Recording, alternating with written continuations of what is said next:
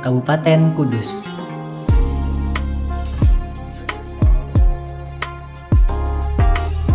Perencanaan kota. Untuk memahaminya, kita perlu terlebih dahulu mengetahui apa itu definisi kota. Kota adalah suatu permukiman yang relatif besar, padat, dan permanen, terdiri dari kelompok individu yang heterogen dari segi sosial. Menurut UU Nomor 24 Tahun 1992, mendefinisikan kawasan perkotaan sebagai kawasan yang mempunyai kegiatan utama bukan pertanian, dengan susunan fungsi kawasan sebagai tempat permukiman perkotaan, pemusatan, dan distribusi pelayanan jasa pemerintahan, pelayanan sosial, dan kegiatan ekonomi. Kudus adalah salah satu daerah di Provinsi Jawa Tengah yang berstatus kabupaten. Kabupaten yang berbatasan langsung dengan Kabupaten Demak, Jepara, Pati, dan Grobogan ini terdiri dari 9 kecamatan. Namun, tidak semua kecamatan tersebut masuk ke dalam status urban atau kota. Oleh karena itu, diperlukan tahapan awal, yaitu penentuan kawasan perkotaan dari kota kretek ini.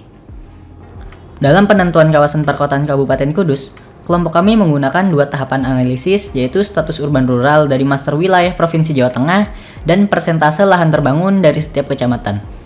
Berdasarkan Master Wilayah Provinsi Jawa Tengah, didapatkan data 7 dari 9 kecamatan memiliki desa atau kelurahan berstatus urban yang lebih dominan.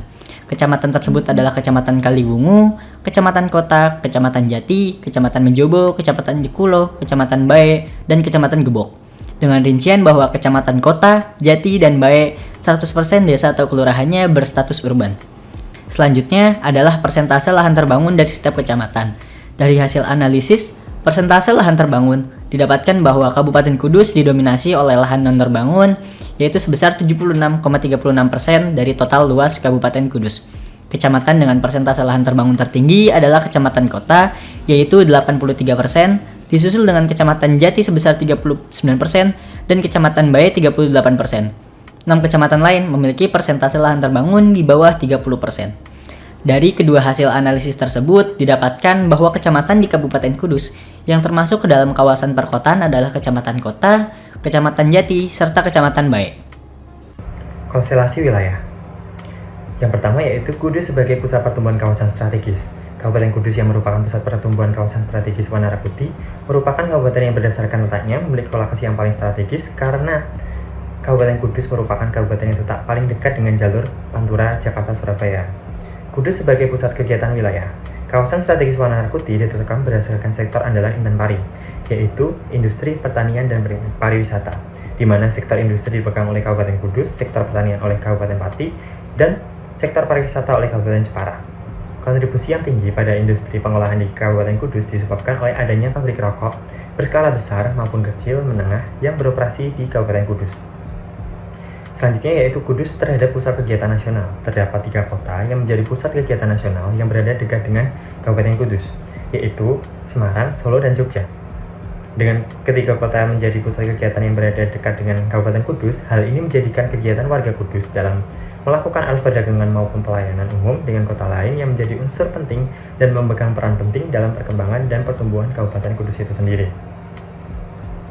Selanjutnya, kedudukan Kudus dalam kebijaksanaan LPRW dalam pengembangan pusat wilayah. Kedudukan Kudus dalam konteks konstelasi eksternal terkait dengan perannya sebagai pusat pengembangan wilayah Juwana, Jepara, Kudus, dan Pati. Berdasarkan arah kebijaksanaan rencana tata ruang wilayah Provinsi Jawa Tengah, Kabupaten Kudus termasuk dalam Satuan Wilayah Pembangunan 10 atau SWP 10, dengan pusat pengembangan berada di Kota Kudus. Sebagai pusat pelayanan dengan hierarki tertinggi, Kota Kudus berfungsi sebagai kolektor dan distribusi aliran barang-barang dari daerah hinterlandnya. Selanjutnya, yaitu struktur ruang Kabupaten Kudus.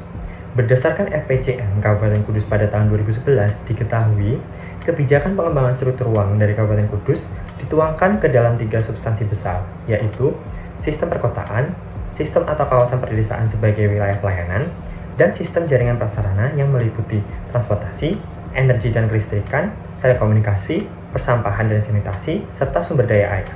Diketahui bahwa di Kabupaten Kudus terdapat 4 sistem perkotaan wilayah, yaitu Pusat Kegiatan Wilayah atau PKW, Pusat Kegiatan Lokal Promosi atau PKLP, Pusat Pelayanan Kawasan atau PPK, dan Pusat Pelayanan Lingkungan atau PPL.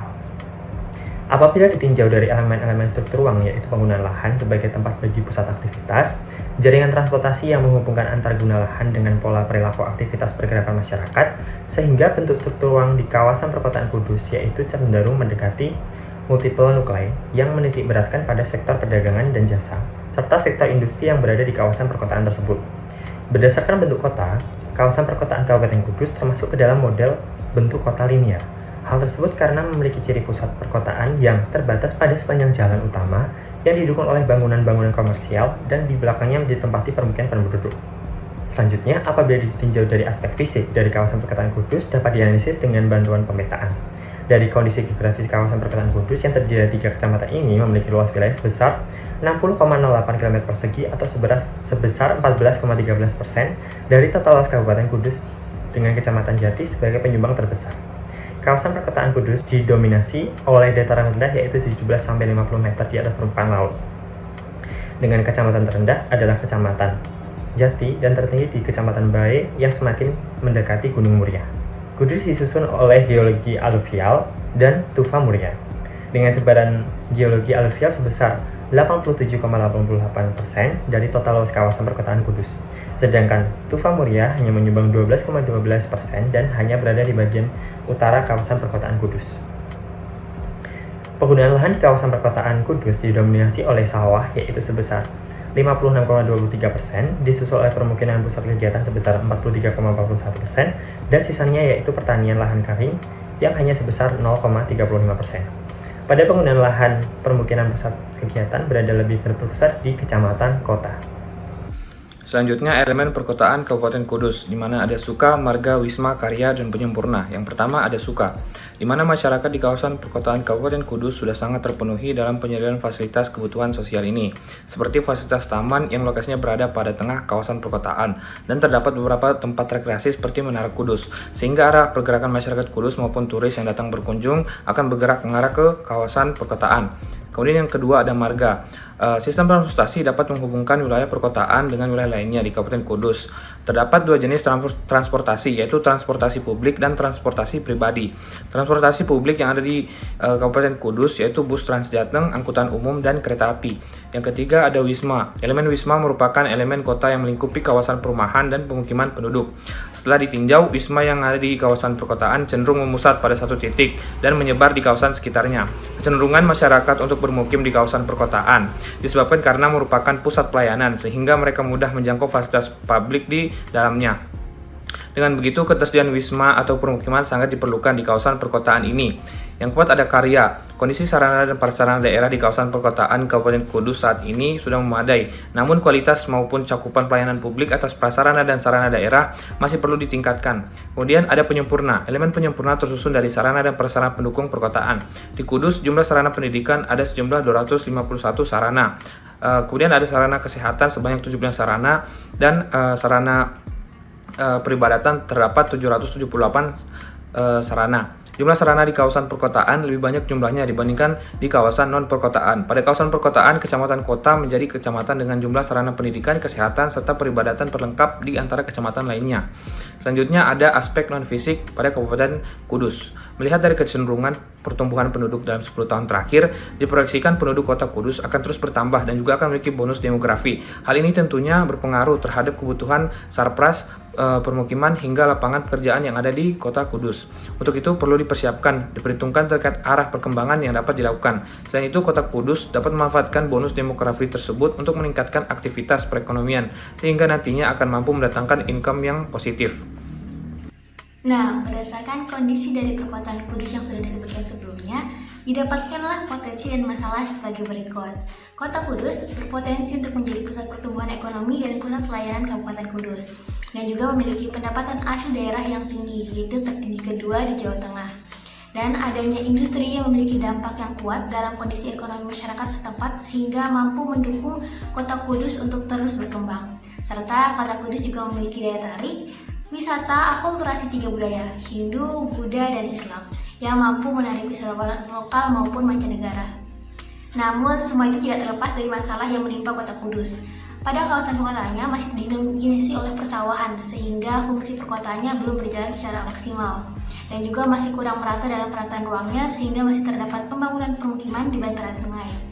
Dan Kota Kudus rentan terhadap pengaruh budaya luar yang masuk, dan juga kawasan permukiman yang dekat dengan kawasan industri sehingga kawasan permukiman tersebut terkena dampak dari limbah industri tersebut. Dan ada juga ancaman banjir akibat beberapa sungai yang ada di Kudus dan juga kiriman dari Lereng Mulia, serta stigmatisasi pihak kesehatan terhadap produk hasil tembakau yang dihasilkan oleh industri tembakau yang ada di Kabupaten Kota Kudus. Nah, untuk itu diperlukanlah perencanaan strategis yang mengedepankan potensi dan peluang yang dapat dimanfaatkan oleh Kota Kudus untuk mengatasi kekurangan atau masalah yang terjadi serta untuk meminimalisir gangguan dari ancaman pihak eksternal, di mana beberapa strategi yang dapat dilakukan adalah penerapan penataan ruang yang baik agar mampu meminimalisir ancaman banjir yang sewaktu-waktu akan datang, dan juga peningkatan fungsi LIK atau lingkungan industri kecil, peningkatan daya saing produk dengan inovasi dan promosi produk, serta perluasan pangsa pasar, dan peningkatan daya tarik budaya melalui pembiasaan dan branding terhadap budaya-budaya yang mulai tergeser, memacu pertumbuhan ekonomi agar terus meningkat dengan mengarahkan pengembangan pusat kegiatan industri, jasa, dan perdagangan guna meningkatkan penyerapan tenaga kerja, serta meningkatkan keterkaitan pusat-pusat pelayanan guna meminimalisir ketimpangan atau ketidakseimbangan di kawasan perkotaan. Dan yang terakhir, meningkatkan jaringan drainase pada kawasan perkotaan dalam membangun fasilitas publik dalam menghadapi ataupun mengantisipasi bencana alam yang akan terjadi. Kudus, sebuah kabupaten dengan keunggulan berupa industri tembakau ini yang menjadikan 3 besar kabupaten di Provinsi Jawa Tengah dengan pendapatan asli daerah tertinggi. Berada di jalur Pantura membuat perekonomian Kudus dapat lebih ditingkatkan, terlebih dengan ketersediaan SDA dan SDM yang potensial serta berdaya saing. Namun, Kudus tetap tidak terlepas dari berbagai permasalahan kota pada umumnya. Kurangnya infrastruktur penunjang aktivitas masyarakat, tidak meratanya persebaran tenaga kerja hingga bencana alam seperti banjir masih saja terus melanda. Oleh karena itu, diperlukan langkah-langkah strategis serta kebijakan yang mampu mendorong Kudus untuk menjadi kota yang lebih baik lagi.